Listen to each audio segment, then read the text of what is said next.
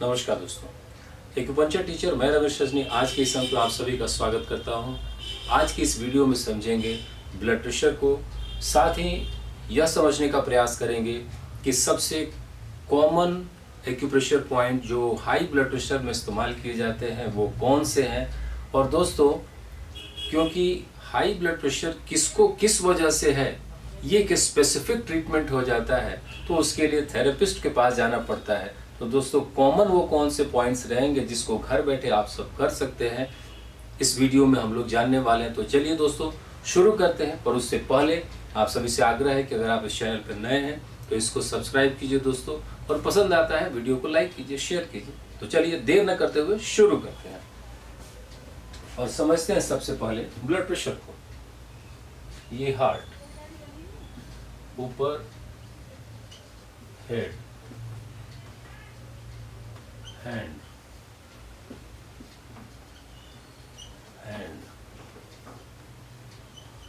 ये लेग्स, ये आपकी आर्टरीज हैं जिसमें खून बहता है ना। तो ये ब्लड हो गया आपका। हार्ट एक पंपिंग मशीन है जो लगातार ब्लड को पंप करते रहती है, शरीर के सभी हिस्सों तक रक्त की आपूर्ति कराती रहती है। हार्ट की पंपिंग के फलस्वरूप ब्लड का जो प्रेशर आर्टरीज की दीवार पर पड़ता है उसी को ब्लड का प्रेशर कहते हैं, जो कि नॉर्मली 120/80 रहता है।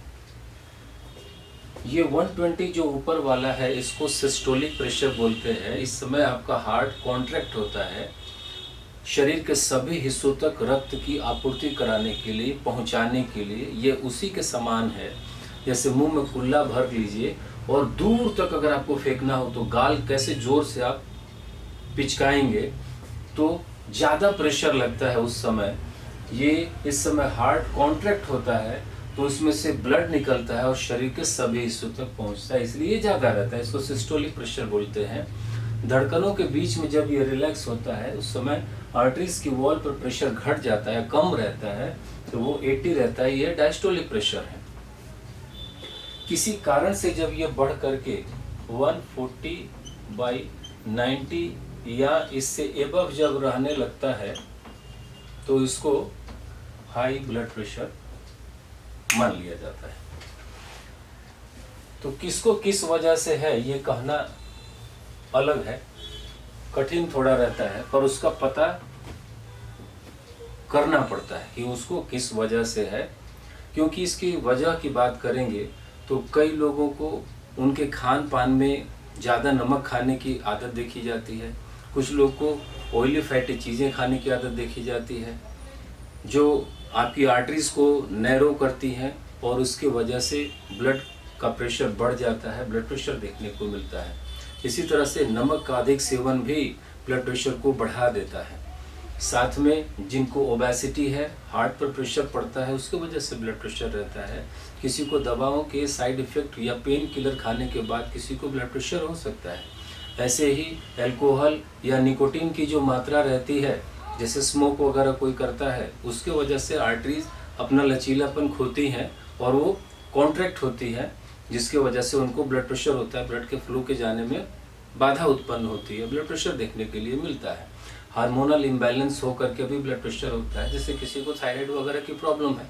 फीमेल तो बहुत सारी अपने हार्मोनल इम्बैलेंस को लेकर के परेशान रहते हैं। नींद की पूरा ना होना वो भी एक कारण है, क्योंकि स्ट्रेस हार्मोन्स आपका रिलीज होगा, कोर्टिसोल का लेवल बढ़ जाएगा और आपको ब्लड प्रेशर देखने के लिए मिलेगा। दोस्तों, ओबेसिटी, मेटाबॉलिज्म किसी का स्लो है तो वहाँ पर ब्लड प्रेशर देखने के लिए मिल सकता है। So there are many causes. इतना ही नहीं, कुछ क्रोनिक डिजीज के बाद भी उस कंडीशन में ब्लड प्रेशर देखने के लिए मिल सकता है। जैसे किसी को किडनी की गंभीर बीमारी अगर रही तो उसके बाद देख सकते हैं। तो इस तरह से, या और किसी ऑर्गन में प्रॉब्लम रहा, हार्ट में, लिवर में, देखा जा सकता है कि ब्लड प्रेशर हो सकता है। दोस्तों, सबसे पहले कॉमन कौन से ऐसे पॉइंट्स हैं जिन पर आप एक्यूप्रेशर करके और अपने ब्लड प्रेशर को नियंत्रित किया जा सकता है, उसको जानने से पहले जब किसी को ब्लड प्रेशर होता है पता कैसे चलता है? पता करने का सबसे अच्छा तरीका है आपको बीपी चेक करनी पड़ती है। आमतौर पर बहुत से लोगों को ब्लड प्रेशर रहता है, अनायास अगर चेक हो गया उसमें पता चल गया, या जब तक उनको कुछ ऐसे लक्षण नहीं मिलते तब तक उनको ब्लड प्रेशर भी है उसका पता नहीं चलता है, या संयोगवश जब तक कि वो जांच ना करा ले या कर ले। तो दोस्तों, लक्षण क्या होते हैं? किसी को चक्कर आ सकते हैं, किसी के सर में बहुत दर्द रहता है, ये क्रिटिकल कंडीशन भी हो सकता है। हल्का फुल्का भी दर्द हुआ तो क्रिटिकल कंडीशन है कि नहीं कह नहीं सकते, लेकिन कभी कभी क्रिटिकल कंडीशन होता है, दर्द तो उसमें भी रहता है। तो पेशेंट को लक्षणों में सर में दर्द देखने के लिए मिल सकता है, किसी के छाती में दर्द देखने के लिए मिल सकता है, कभी कभी तो दर्द रेडिएट भी होता है, और इसी तरह से लोगों को सांस उसकी फूलती है, किसी को बोला नहीं जाता है, देखने में भी दिक्कत होती है, तो लोग अपनी आंखें धीरे धीरे से बंद करते हैं, बीपी बढ़ जाता है, बढ़ा हुआ रहता है। ये सब साइन जो है सो पेशेंट को देख समझ करके और फिर उसमें इलाज किया जाता है। तो जब उसमें इलाज किया जाता है तो कुछ कॉमन पॉइंट रहते हैं और फिर कुछ रूट कॉज होता है। जैसे कॉमन पॉइंट्स जो रहेंगे वो अभी हम लोग डिस्कस करने वाले हैं कि क्या रेगुलर बेसिस पर आपको ट्रीटमेंट करना चाहिए। रूट कॉज रहा तो उस बारे में थोड़ा सा आगे बात करेंगे। आइए अब समझते हैं कॉमन पॉइंट्स कौन से हैं। पॉइंट नंबर 1,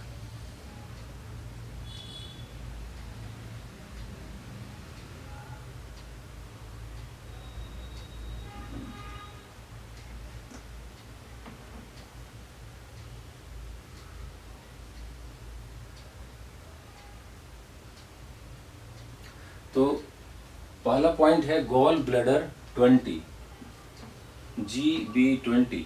सिर के पीछे यह गड्ढा आता है, ये गड्ढा, इस गड्ढे में आपको प्रेशर देना रहता है। 5 मिनट तक प्रेशर दीजिए, 5-7 मिनट तक, सुविधा अनुसार 5 मिनट सफिशिएंट है।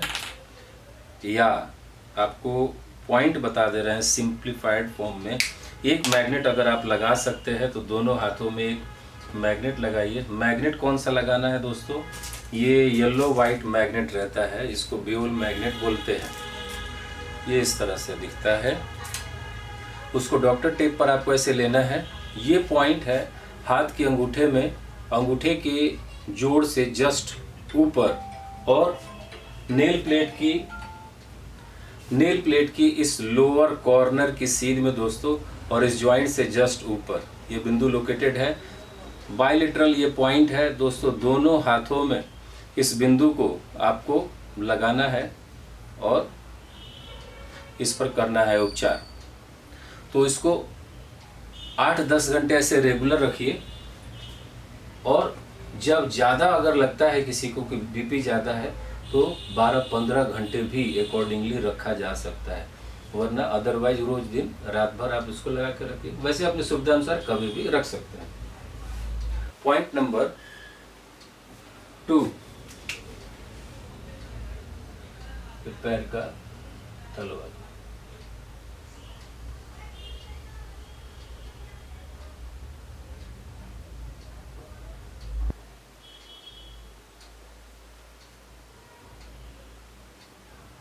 पैर का तलवा, पैर के तलवे में इंडेक्स और मिडिल टो की सीध में ये एक पॉइंट रहेगा, दोनों पैर में लोकेटेड है। इसका नाम है किडनी 1।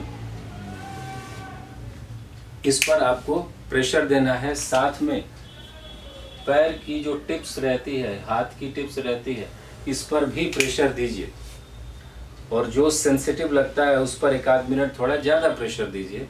इससे देखिएगा कि ब्लड प्रेशर आपका कैसे कम होते जाता है। थोड़ा सा और कुछ मैं आपको एक्स्ट्रा बता देता हूँ, जिस पर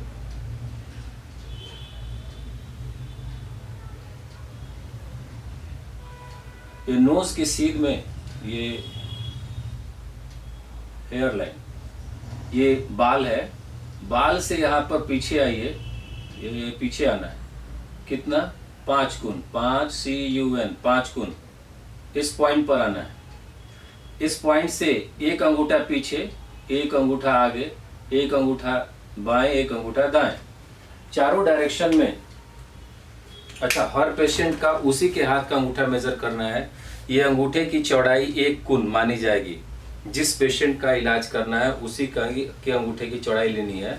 उदाहरण के लिए 1, 2, 3, 4 और 5, ये इस जगह, ये कान के भी सीध में एग्जैक्टली यहीं पे आएगा, है ना।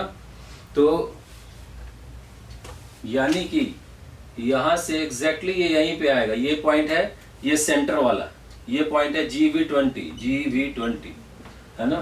तो आप इन 5 पॉइंट पर यहाँ भी आप प्रेशर दे सकते हैं।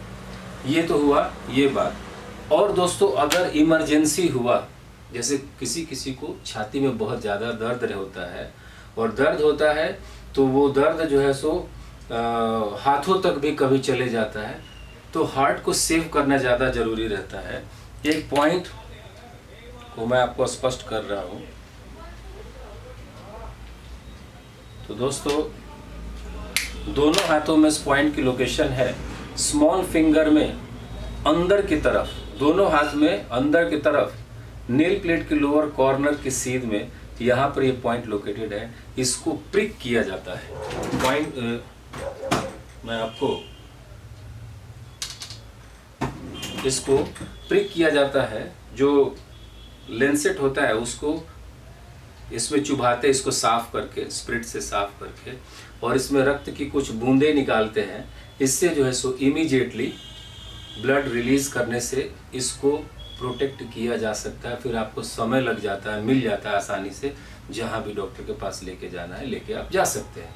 अगर पेशेंट बेहोश हुआ तो ये एक इमरजेंसी में यूज करने वाला पॉइंट है। नोज के नीचे जो गड्ढा रहता है, इसको प्रेस करते ही पेशेंट फौरन उठ के बैठता है। ये 2 बिंदु याद रखने हैं।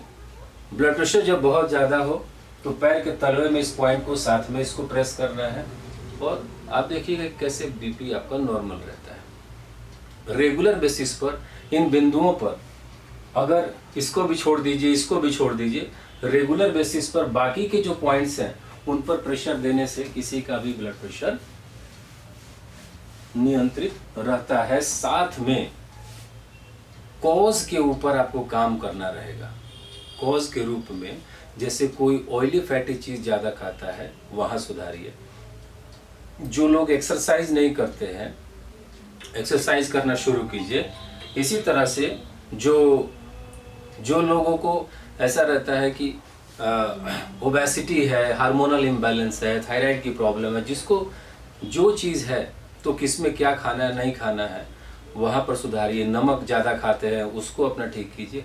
उसको ऐसा करके आप अपने ब्लड प्रेशर को इन बिंदुओं की मदद से कुछ हद तक नियंत्रित कर सकते हैं। रूट कॉज के बारे में बात करते हैं, ये आपका जो थेरेपिस्ट होता है वो डायग्नोस करेगा। सपोज किसी की हालत ख़राब है, कंडीशन लेते हैं जिसको ब्लड प्रेशर बहुत ज़्यादा है, उसका सर फटा जा रहा है और उसके सर में दर्द है, या उसको गर्मी लग रही है, ज़्यादा बोल नहीं रहा है, आंखें उसकी थोड़ी बंद हो रही है, बीपी उसको बहुत ज़्यादा देखने के लिए मिल रहा है। जब वो आता है क्लिनिक में तो उसके घर वालों से अगर पूछा जाता है, परिजन से पूछा जाता है, अगर जानकारी मिल पाती है ये, और पेशेंट कंडीशनली ये कह रहा है कि पूछा जा रहा है कि कब से आपको हुआ है, वो कहता है 2-4 दिन से हुआ है।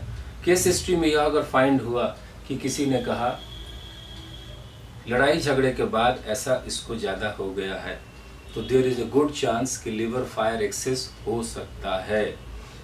और उसमें भी पेशेंट को और कुछ साइन सिम्टम उससे जुड़े हुए मैच करके देख लिए जाते हैं।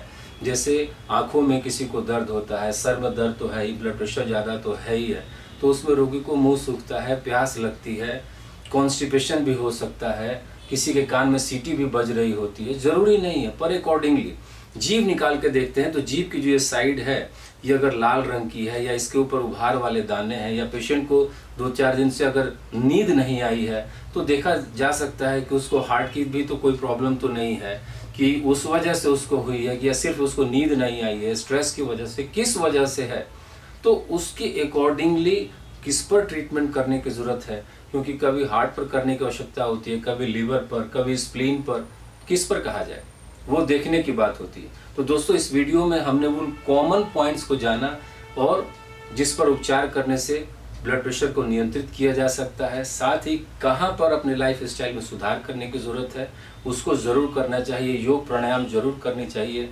हड्डियों को या अपने बॉडी को स्ट्रेच करने वाले एक्सरसाइज जरूर करने चाहिए। दोस्तों ऐसा करने से नींद पूरी लेनी चाहिए, ब्लड प्रेशर को नियंत्रित किया जा सकता है। एक्यूप्रेशर एक्यूपंक्चर का प्रभाव ये रहता है कि जब आप उन बिंदुओं को दबाते हैं तो उससे क्या होता है कि बॉडी में आपका स्ट्रेस लेवल घटता है, ब्लड का फ्लो बढ़ता है, फिर आपके हार्मोन्स उससे बैलेंस होते हैं, मेटाबॉलिज्म आपका उससे बैलेंस होता है, वो फास्ट होता है। तो इससे बहुत फ़ायदा रहता है। कहीं पर दर्द वगैरह रहता है वो कम होता है, एंडोर्फिन आपका रिलीज़ होता है तो उससे दर्द कम होता है। सेरोटोनिन और डोपामाइन के रिलीज़ होने से फिर खुशी जैसे हार्मोन्स और स्ट्रेस आपका घटता है, मन खुश शांत होता है। तो यही तो एक इंसान को चाहिए कि वो दर्द से मुक्ति, तनाव से मुक्ति, और वो खाए पिए, भूख लगे, अच्छी नींद लगे, सब कुछ बढ़िया हो। तो फिर इससे बढ़िया और कोई बात नहीं होती। और यही तो वो चिकित्सा है कि एक्यूप्रेशर एक्यूपंक्चर जो आपके ही शरीर में ईश्वर ने दी है, उस पर बस सही विधि से उपचार करने की जानकारी या वो ट्रीटमेंट लेने की आवश्यकता है, जिससे कि आप स्वस्थ हो जाएंगे। दोस्तों आज के इस अंक में इसी जानकारी के साथ मैं रमेश रजनी विदा लेता हूँ। अगले अंक में और जानकारी के साथ फिर से मैं प्रस्तुत होऊंगा। और आपसे आग्रह है, यदि आपको अच्छा लगता है तो आप इसको लाइक कीजिए, शेयर कीजिए, और दोस्तों अगर आप इस चैनल पर नए हैं तो जरूर सब्सक्राइब कीजिए। मिलते हैं दोस्तों अगले अंक में, तब तक के लिए दीजिए इजाज़त। नमस्कार।